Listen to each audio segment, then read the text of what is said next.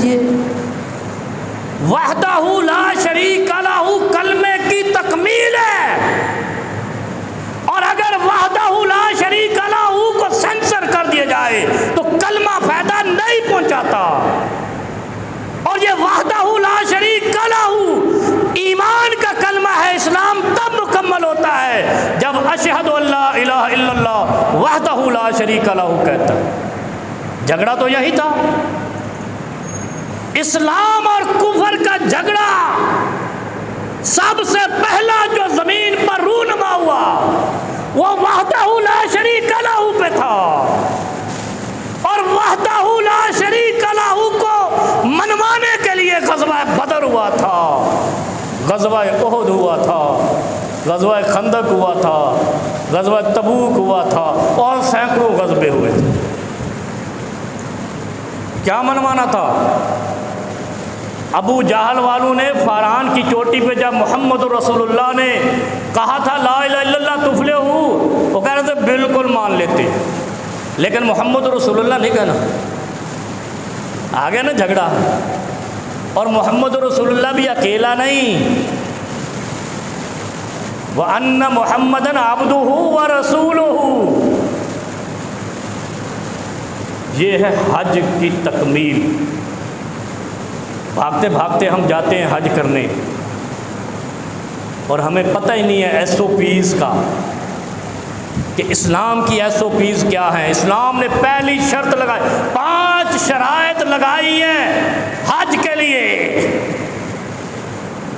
آج بڑی سخت ہے یہ بڑی ہمارے گردن پہ چھری، ہمارے ایمان پہ چھری ہے، چاہے سینے پہ چھری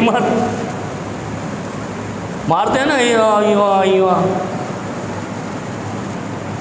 پہلی شرط اسلام نے لگائی کہ جس کا ایمان اشہد ان لا الہ الا اللہ وحدہ لا شریک لہ پہ کامل ہو، وَأَنَّ مُحَمَّدًا عَبْدُهُ وَرَسُولُهُ، محمد اس کے بندے اور رسول ہے، جس کا یہ کامل ایمان ہے وہ اللہ کے ساتھ کسی کو شریک نہیں مانتا، کسی اور سے حاجتیں نہیں لیتا، کسی اور سے اولادیں نہیں مانگتا، کسی اور سے رزق نہیں مانگتا، وہ کلمہ اور محمد عبدہ ورسولہ، محمد کریم کو اس کا بندہ اور رسول مانتا ہے، بشر مانتا ہے، نور نہیں مانتا ہے یا دوسرے القاب نہیں دیتا ہے، صرف محمد عبدہ ورسولہ، وہ بندہ مسلمان ہے۔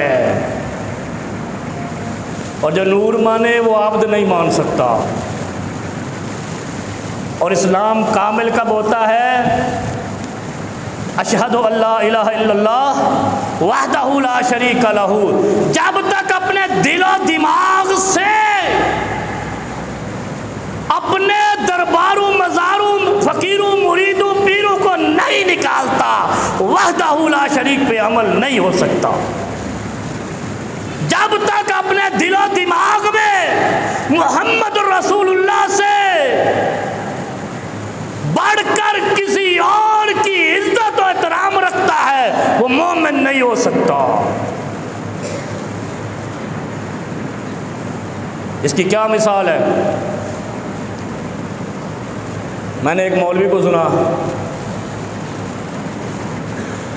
کہہ رہا رفع الیدین ثابت تو ہے، ویڈیو موجود ہے، کوئی اور بات نہیں کر سکتا، انکار نہیں کر سکتا، جدید دور میں حرام پائی نہیں کر سکتا کہ ایڈیٹنگ ہوئی ہے، لائیو سنی گئی ہے۔ کہہ رہا چونکہ ہم مقلد ہیں امام ابو حنیفہ کے، اس لیے ہم رفع الیدین نہیں کرتے۔ تو عبدہ و رسولہ مانا ہی نہیں، انکار ہے۔ ایک چیز ثابت ہو گئی، وہ مسلمان کیسے ہے پھر وہ جو محمد کریم کی بات کو اپنے امام کی بات پہ فضیلت نہ دے؟ کبھی سوچا ہے یہ؟ کتنی باتیں ہم ہیں، ہاں اسلام میں تو آیا ہے، دین میں تو آیا ہے، لیکن ہماری مجبوری ہے نا، رشوت کھانا ہماری مجبوری ہے، سود کا کاروبار ہماری مجبوری ہے، 2 نمبری کرنا ہماری مجبوری ہے، کیا کریں، بچے نہیں پال سکتے، رزق نہیں کما سکتے، ناجائز ذرائع سے کام نہ کریں تو کام نہیں چلتا، تو ایمان کہاں چلتا ہے پھر؟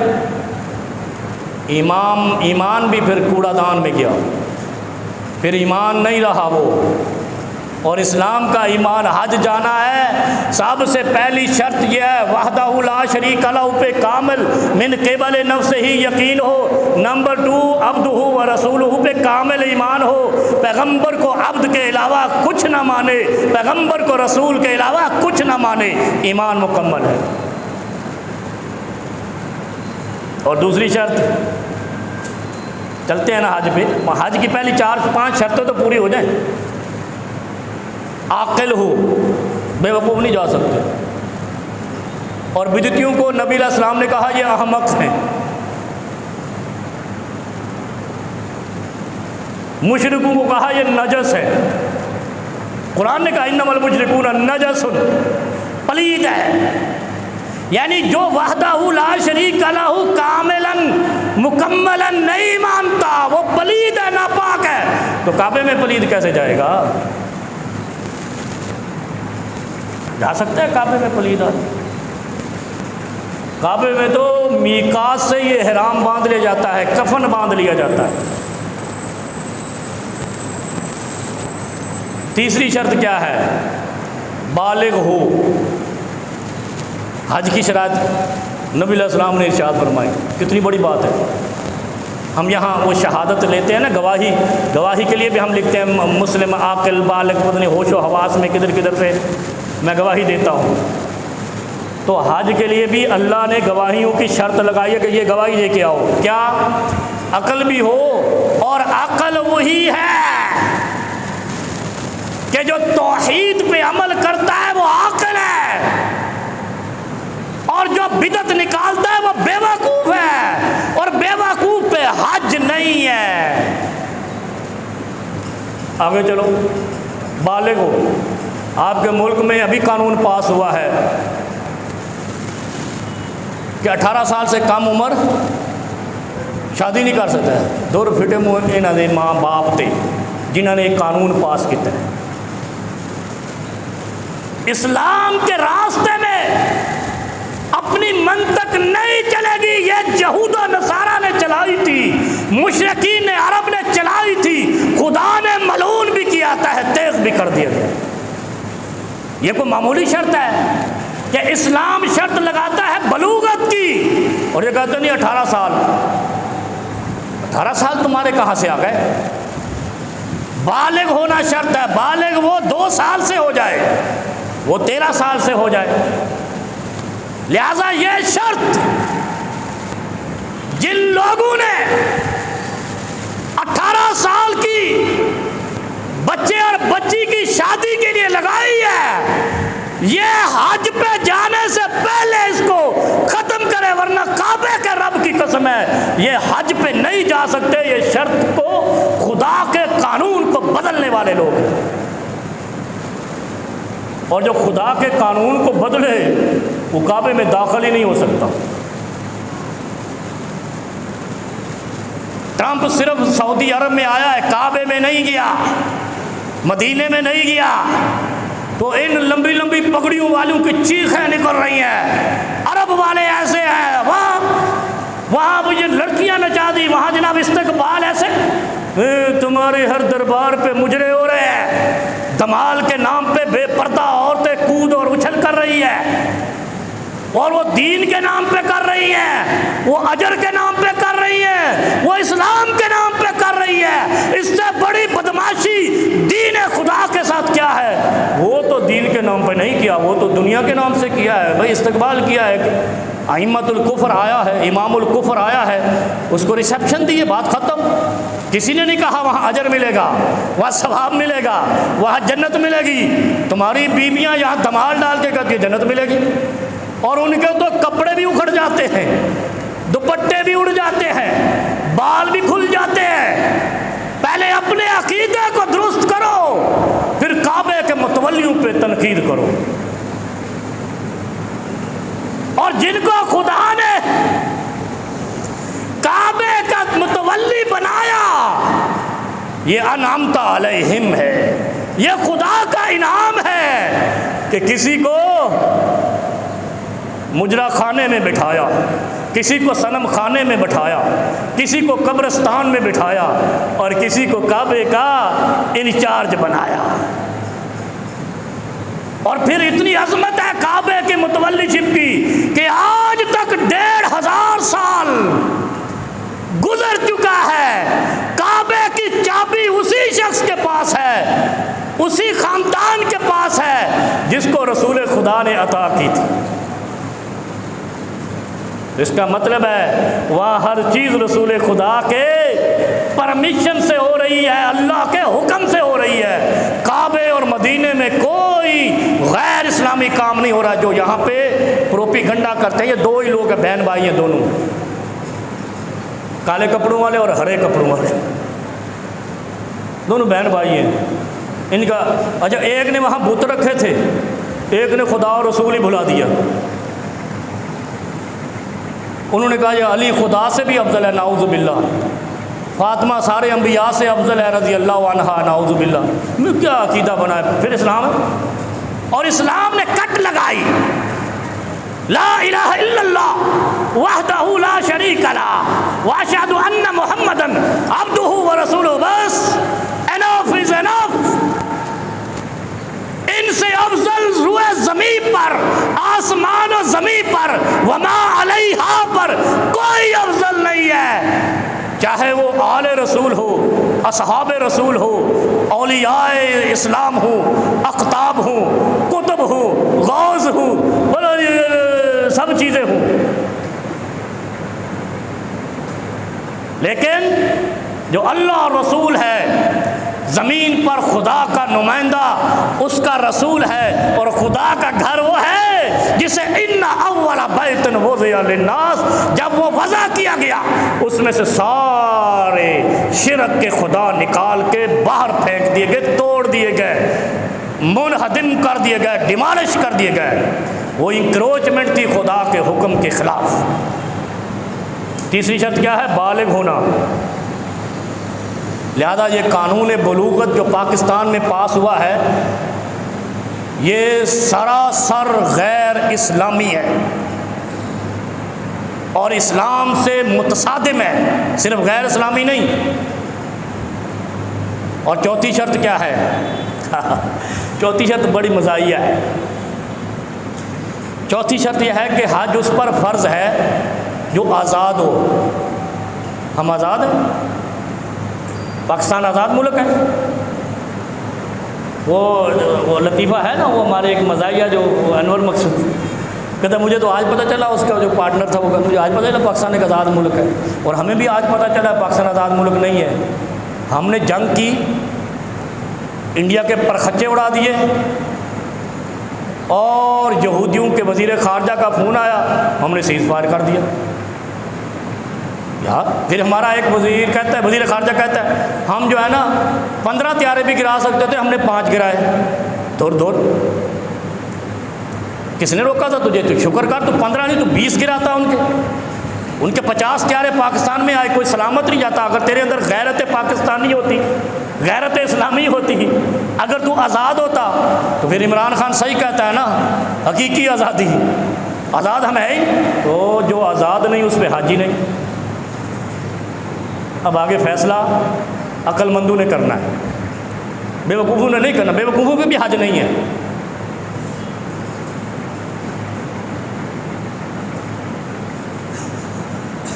بھائی دیکھ لو نا، جو قوم آزاد ہوگی اس پر فرض ہے حج، اور اگر کوئی غلام حج بھی کرے تو وہ قبول نہیں ہوگا جب تک اس کا آقا نہ کہے۔ جیسے امریکی وزیر خارجہ کے کہنے پر تم نے سیز فائر کیا ہے، پاکستان کے حاکم نے سیز فائر کیا ہے، میں چیلنج سے کہتا ہوں مفتیان پاکستان کو، جب امریکہ کا وزیر خارجہ کہے کہ پاکستانی حج کر سکتے ہیں، آقا جو وہ ہے، تو پھر تم پر حج کر سکتے ہو۔ غلام پر حج نہیں ہے، غلام پر حج نہیں ہے۔ جیسے عورت نفل نہیں پڑھ سکتی اگر خاوند اجازت نہیں دے، عورت صدقہ نہیں کر سکتی اگر خاوند اجازت نہیں دے، غلام حج نہیں کر سکتا اگر آقا اجازت نہیں دے۔ آقا نے فون کر کے جنگ رکوائی ہے، لہذا اب حج کی اجازت بھی پاکستانیوں کو اسی آقا سے لینی ہے، ورنہ حج قبول نہیں ہے۔ اسلام نے شرط لگائی ہے، خدائے لم یزل نے شرط لگائی ہے، آزاد پر حج ہے، غلام پر نہیں ہے۔ باقی فیصلہ بابا جی تسا کرنا ہے۔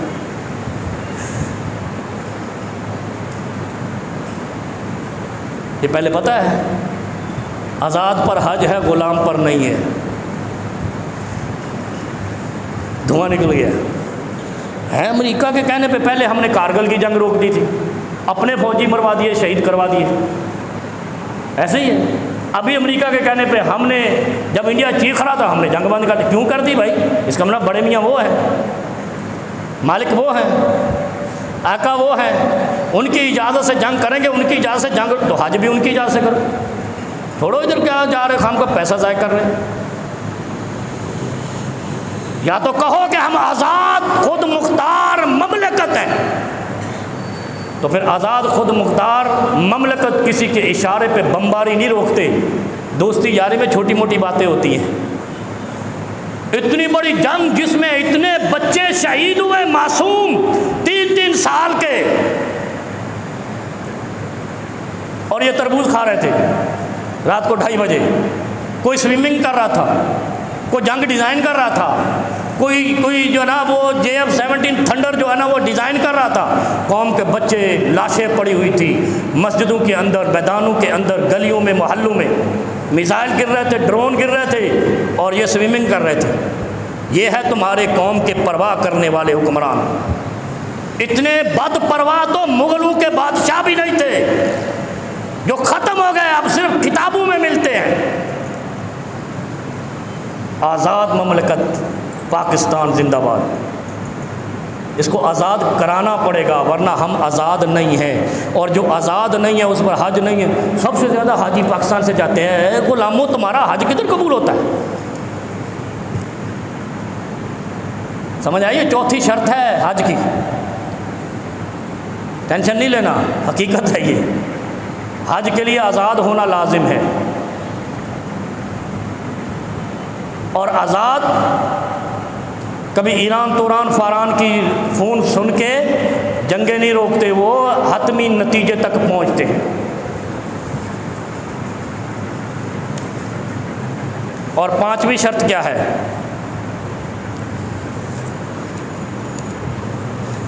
5ویں شرط اس سے بھی خطرناک ہے، اب جائیں کہاں؟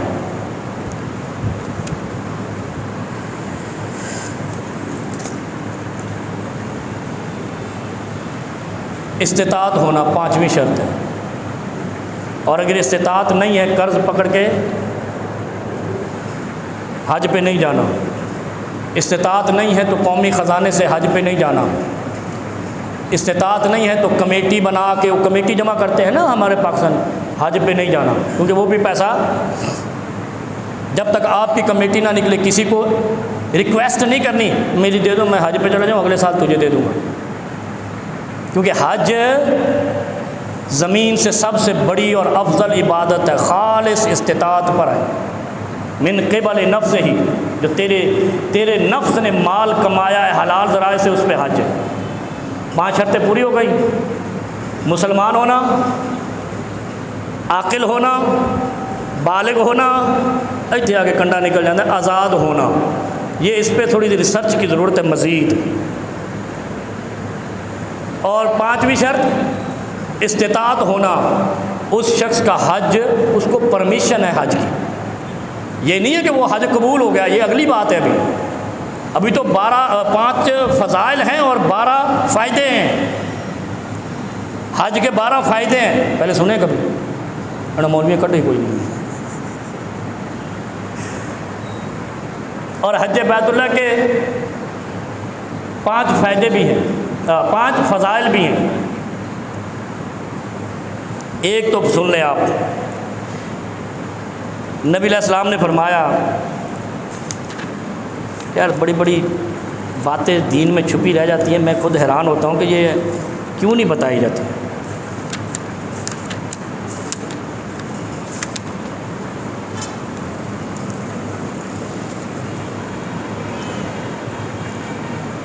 ایک فائدہ سن لیں آپ، ما رفع رجل قدما ولا وضعها، قدم اٹھائے یا رکھے حج کی نیت سے، جب سے آپ نے حج اپلیکیشن جمع کرا دی، پہلی 5 شرطیں پوری کر لی، پھر اس کے بعد حج اپلیکیشن دے دی۔ حج اپلیکیشن جب دے دی تو اس کے بعد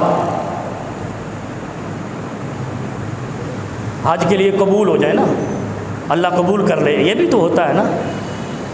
اس کا مطلب ہے کہ آپ نے جب اپلیکیشن دے دی، آپ حج فیز میں داخل ہو گئے۔ یہ حج فیز جو ہے نا، یہ کوئی معمولی چیز نہیں ہے، یہ قسمت والوں کو ملتا ہے، یہ ٹکٹ پہ منحصر نہیں ہے، یہ حلال کی استطاعت پہ منحصر ہے۔ کیا فرمایا؟ ما رفع رجل قدما ولا وضعها، حج اپلیکیشن دینے کے بعد قبولیت حج کی شرط یہ ہے، فضیلت یہ ہے کہ اب آپ کا ہر قدم اٹھے یا آپ رکھیں، حج کی نیت سے رکھیں، حج قبول ہو جائے گا۔ ہم اپلیکیشن دے کے گاؤں چلے جاتے ہیں، بھول ہی جاتے ہیں ہم نے حج۔ اچھا، پھر اس کے بعد کیا ہے؟ حج اپلیکیشن کے بعد آپ کے اعمال بیت اللہ کی طرف متوجہ ہو جائیں۔ حج اپلیکیشن کے بعد آپ کی نماز قضا نہیں ہونی چاہیے۔ حج اپلیکیشن کے بعد آپ کی تلاوت قضا نہیں ہونی چاہیے۔ حج اپلیکیشن کے بعد آپ کے ہاتھوں سے، آپ کی زبان سے، آپ کی آنکھوں سے اور آپ کے دل و دماغ سے غلط سوچ بھی نہیں نکلنی چاہیے۔ اور اگر ہاتھوں سے بھی ظلم جاری ہے، زبان سے جھوٹ جاری ہے، آنکھوں سے بد نظری جاری ہے، دماغ اور دل میں پروپیگنڈے اور سازشیں، تو آپ حج فیز میں داخل ہی نہیں ہوئے۔ یہ سنا ہے کبھی پہلے؟ یہ حدیث بھی سن مسند احمد، امام احمد بن حنبل اس روایت کو لائے ہیں اور امام البانی نے اس کو صحیح قرار دیا ہے۔ لٹے گئے اج مولوی کہڑے پاسے پہ گئے، یہ گلا تو کسی نے دسیاں ہی نہیں۔ ہم حج اپلیکیشن دے کے نا بھول ہی جاتے ہیں، اپنے کام دھندے میں لگ جاتے ہیں۔ حج اپلیکیشن دی ہے سرکاری افسر نے، حج کوٹے کے کوٹا نکلتا ہے نا یہاں پہ، اور اس کے بعد رشوت بھی چل رہی ہے، دھندا بھی چل رہا ہے، مال وال بھی میں حج پہ جا رہا ہوں یار اتنا مال چاہیے، مانگتے ہیں نا سرکاری، یار یہ حج ہے، یہ پج ہے، پج پنجابی پج کن کہتے ہیں؟ بہانہ، پنجابی زبان میں پج کہتے ہیں بہانے کو، یہ حج نہیں ہے، یہ پج ہے۔ حج کے لیے آپ کا پورا وجود متوجہ ہو جانا چاہیے تاکہ اللہ قبول کرے اور حج مبرور ہو جائے۔ ما رفع قدما رجلا قدما ولا وضعها، کوئی بندہ حج کے ارادے اور نیت کے بعد قدم اٹھائے یا قدم رکھے، وہ برائی کی طرف نہیں ہونا چاہیے، گناہ کی طرف نہیں ہونا چاہیے۔ اب سے حج شروع ہو گیا، حج اپلیکیشن سے حج شروع ہو گیا۔ اب مجھے پتہ ہے آپ بعد میں آ کر سوال کریں گے مولوی صاحب ساڈا سارا سال ہی عبادت کٹ دیتا ہے، تو چنگا ہوا نا، پھر یہی تو مسئلہ ہے حج کا۔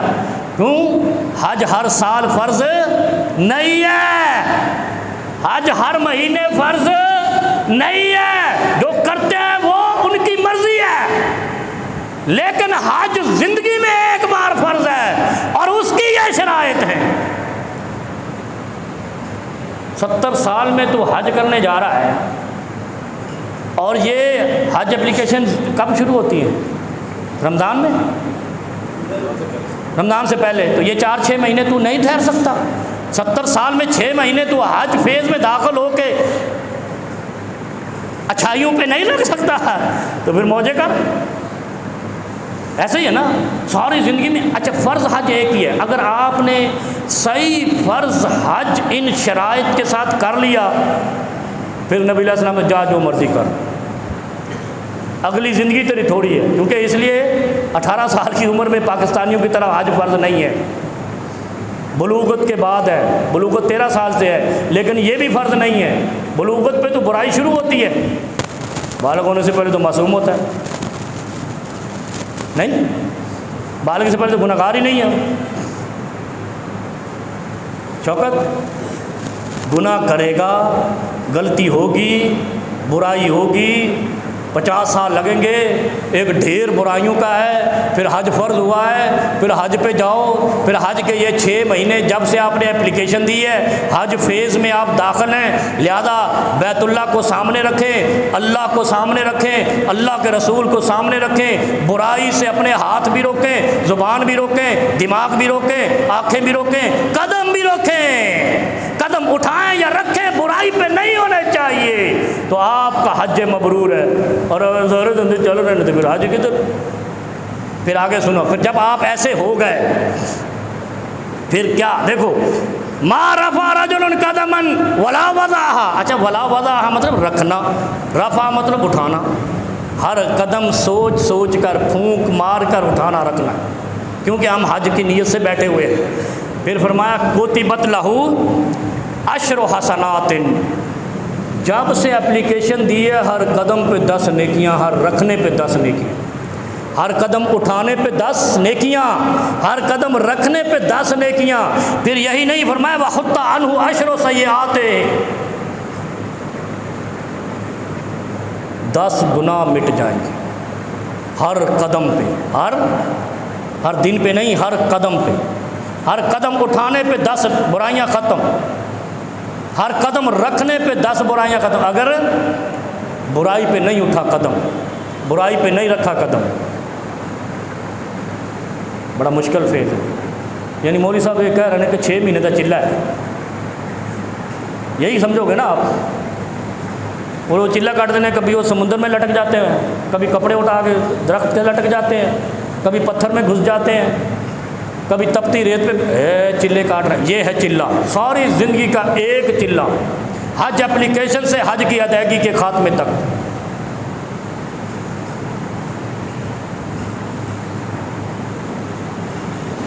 نہیں سمجھ آئی؟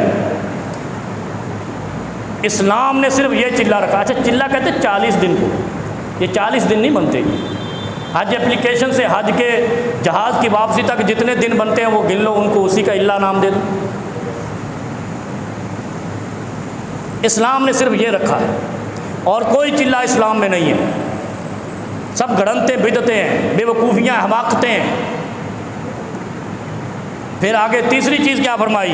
وَرُفِعَ لَهُ عَشْرُ دَرَجَاتٍ، ہر قدم پہ 10 درجے جنت میں بلند ہوتے ہیں۔ جو حج کے فیز میں داخل ہونے کے بعد اپنے قدموں کو بچاتا ہے، اپنے قدموں کو رکھتا اور اٹھاتا ہے اس نظریے سے کہ اس سے غلط نہ ہو جائے، اس کے 10 نیکیاں ہر قدم پہ لکھی جاتی ہیں، 10 گناہ ہر قدم پہ مٹ جاتے ہیں، 10 درجے ہر قدم پہ بلند ہو جاتے ہیں۔ تو اسی لیے تو جنت جب حج کر کے آتا ہے، ماں نے جیسے جنا ہے ویسے پاک ہو کے آتا ہے۔ وہ 1 گھنٹے میں پاک نہیں ہو جاتا، اس پورے فیز میں پاک ہوتا ہے۔ سیزن چل رہا ہے، ہم یہ بیان کرتے رہیں، سیز فائر نہیں کریں گے، چلتے رہیں گے، کیونکہ ہم غلام نہیں ہیں۔ جو غلام ہیں انہوں نے سیز فائر کر لیا، ہم حج سیزن چلائیں گے انشاءاللہ حج تک۔ حضور انور صلی اللہ علیہ وسلم کے پاس حجۃ الوداع کے موقع پر قبیلہ خصم کی ایک عورت آئی، وہ کہنے لگی اے اللہ کے رسول صلی اللہ علیہ وسلم، میرے باپ پر حج ہے، یعنی انہوں نے حج کی نیت باندھ رکھی تھی اور وہ صاحب حیثیت ہو گئے تھے، وفات پا گئے تھے یا بوڑھے ہو گئے، روایت میں آتا ہے بوڑھے ہو گئے۔ میرے والد کمزور، بوڑھا اور عورت پر جہاد نہیں ہے،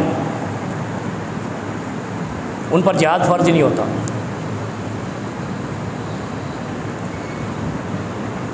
عورت پر، بوڑھے پر اور کمزور پر، بوڑھا اور کمزور جو انتہائی نحیف ہو جائے وہ قربانی پہ بھی نہیں لگتا، ابھی قربانی آ رہی ہے نا، ڈھونڈ رہے ہوتے ہیں ہم، سستا بھی ملے وڈا بھی ملے۔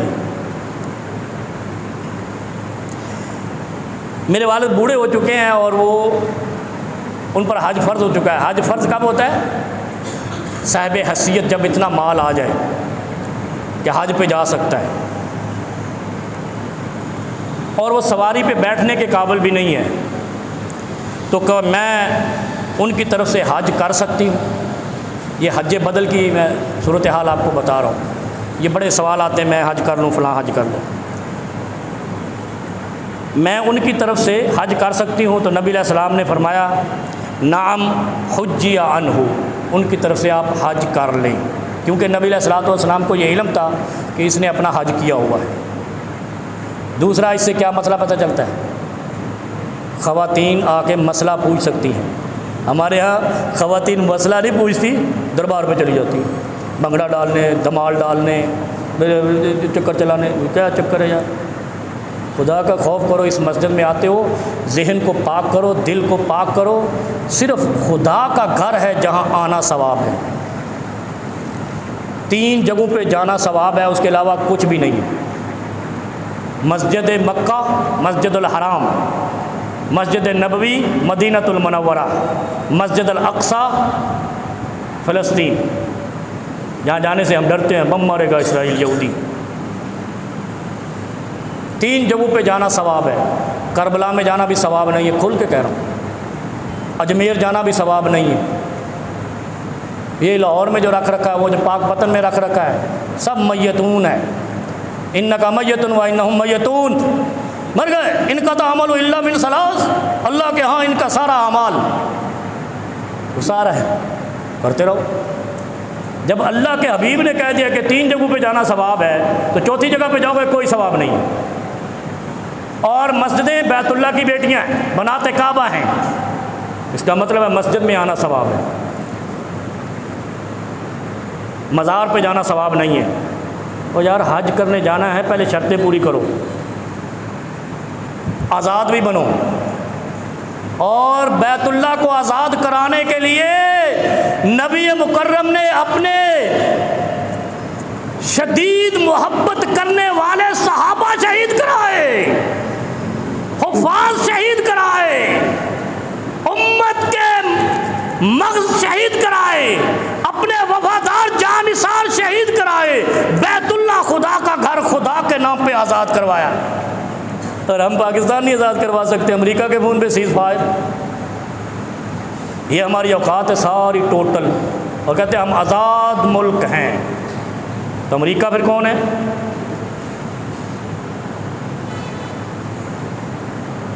مسئلہ مشکل ہے، کوئی بات نہیں، حل کر لیں گے۔ دوسری، عبداللہ ابن عباس، میں نے پچھلے جمعہ بھی ابن عباس رضی اللہ عنہ کی روایت بیان کی تھی، بڑی اہم۔ ابن عباس چچا زاد رسول ہے، اور جو چچا زاد وہ اہل بیت نہیں ہوتا یار، سارے مسلمان نبی کے اہل بیت ہیں، یقین جانیے۔ اور اگر ہم نبی کے گھر سے وابستگی ختم کر دیں، جہنم میں جائے۔ نبی کے گھرانے سے جس مومن کا تعلق نہیں، واسطہ نہیں، وابستگی نہیں، محبت نہیں، الفت نہیں، وہ جہنم میں جائے گا۔ جس نے کلمہ پڑھا ہے اشہد ان لا الہ الا اللہ وحدہ لا شریک لہ واشہد ان محمدن عبدہ ورسولہ، وہ محمد کے گھرانے کا فرد ہے، وہ محمد کی فیملی ہے صلی اللہ علیہ وسلم۔ عبداللہ ابن عباس رضی اللہ عنہ بیان کرتے ہیں کہ ایک آدمی نبی علیہ الصلوۃ والسلام کے پاس آیا،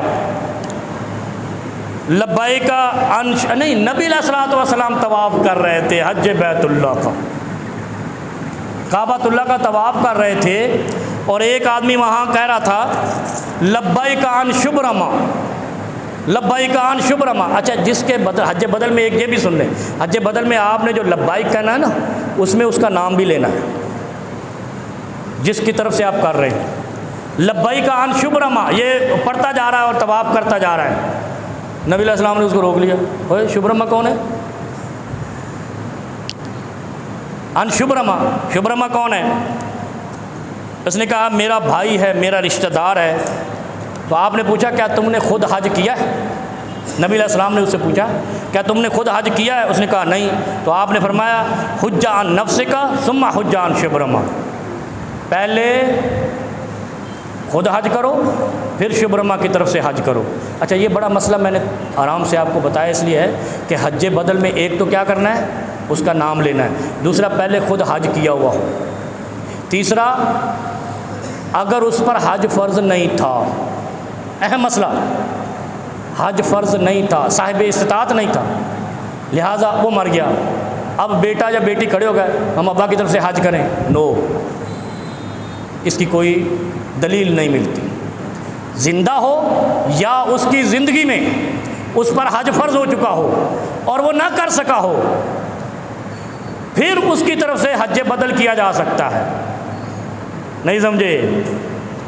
یہ یہاں بڑے تھوڑا سا وہ ہوتی ہے، پریشانی ہوتی ہے۔ حج اس کی طرف سے حج بدل ہو سکتا ہے جس کے اوپر خود پر حج فرض تھا، وہ کر نہیں سکا بڑھاپے کی وجہ سے یا فوت ہو گیا، لیکن حج اس کا زندگی میں فرض ہو چکا تھا، وہ نہیں جا سکا، بیمار تھا، بوڑھا تھا، کمزور تھا، اور سب کو پتہ تھا کہ یہ حج کر سکتا ہے، ابھی صاحب حیثیت ہے، یا تو فوت ہو گیا، پھر اس کے وارثوں میں سے کوئی پہلے اپنا حج کرے پھر اس کی طرف سے حج کرے۔ اور اگر حج فرض نہیں تھا ابا جی پر، کیونکہ وہ صاحب حیثیت نہیں تھا، وفات پا گیا، بعد میں بیٹا جی کھڑے ہو گئے، ابا جی کی طرف سے میں حج کرتا ہوں، تو اس پر تو فرض ہی نہیں تھا۔ نہیں سمجھ آئی؟ یہ بڑا اہم مسئلہ ہے۔ ہمارے ہاں وہ 5-10 سال کے بعد بھی آ جاتے ہیں، میں ابا کی طرف سے حج کر لوں، اماں کی طرف سے حج کر لوں، اپنا حج کیا ہوا ہے، ٹھیک ہے کیا ہوا ہے، لیکن 10 سال پہلے آپ کی اماں یا ابا صاحب حیثیت تھے، ان پر حج کی فرضیت ہو چکی تھی۔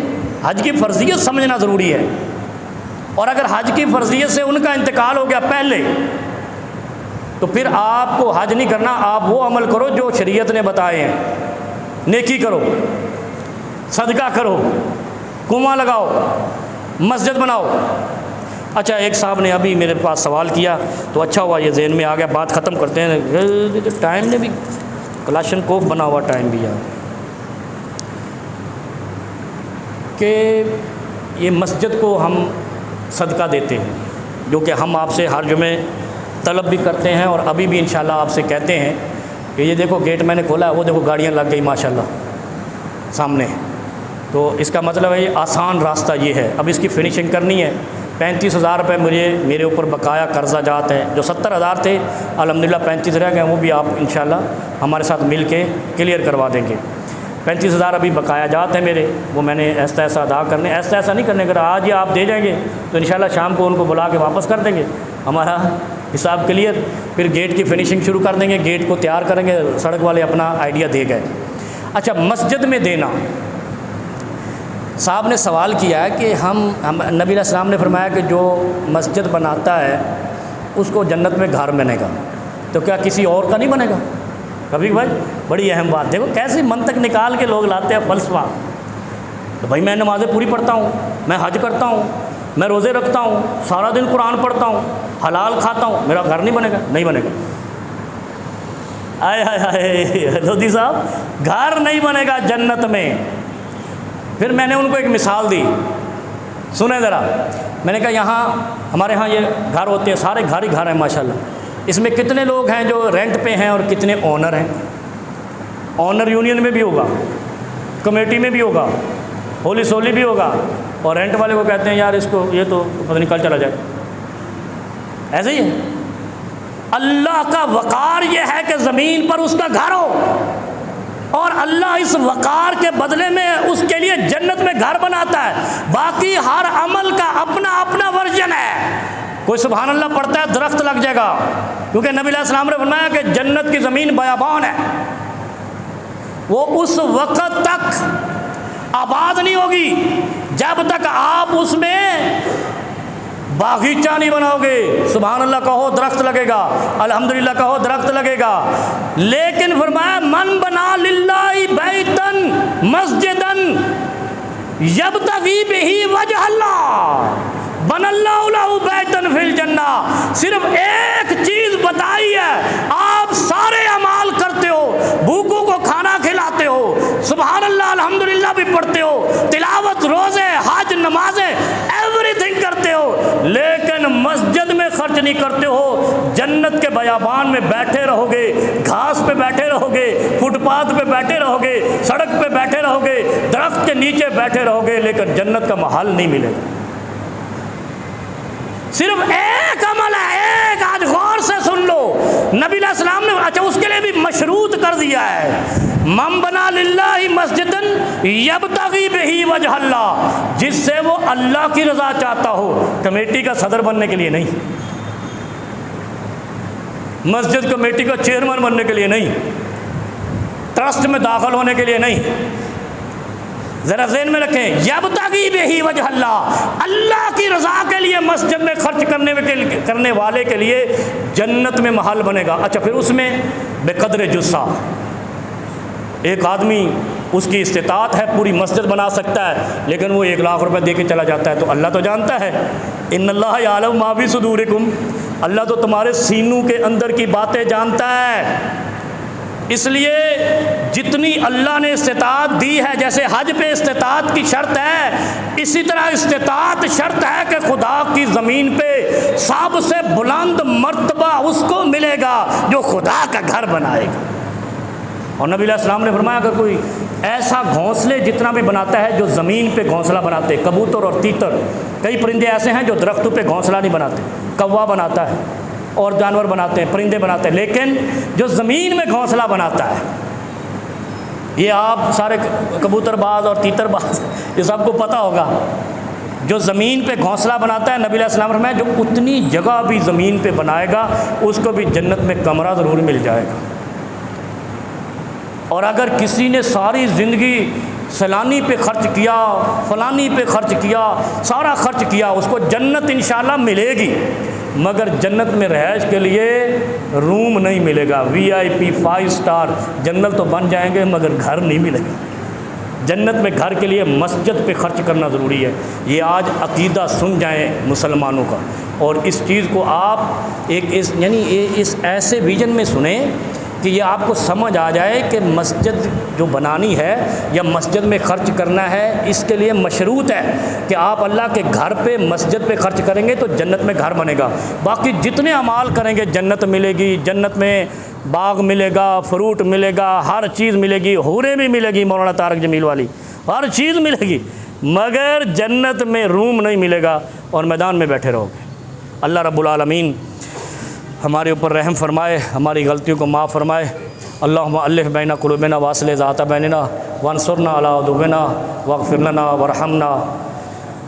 عباد اللہ رحمکم اللہ، ان اللہ یأمر بالعدل والاحسان وایتاء ذی القربى وینہی عن الفحشاء والمنکر والبغی یعظکم لعلکم تذکرون۔ اذکروا اللہ یذکرکم وادعوہ یستجب لکم ولذکر اللہ تعالی اعلی جل وعز واکبر واللہ یعلم ما تصنعون۔ صفحہ درست فرما لیں۔